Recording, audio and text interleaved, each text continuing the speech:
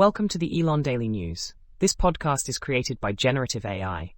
Today is 11th September 2024.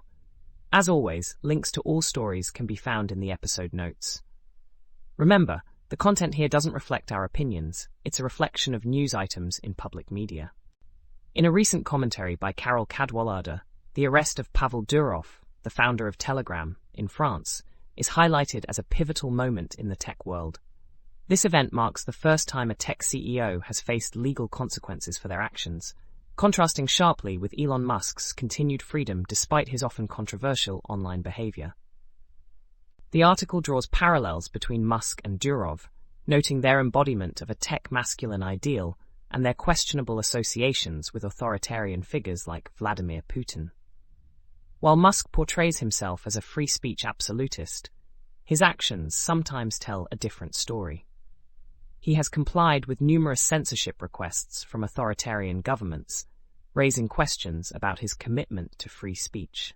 A recent ruling in Brazil ordered the blocking of Musk's platform X due to non-compliance with legal requirements.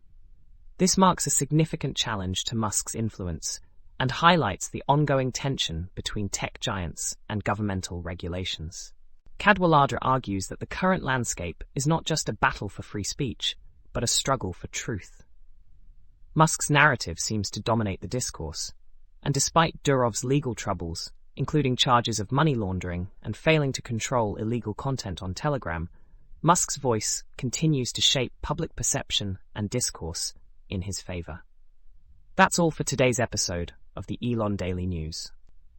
We hope you found these insights into the tech world engaging. Don't forget to check the episode notes for links to all the stories discussed. Join us tomorrow for more updates. Stay curious.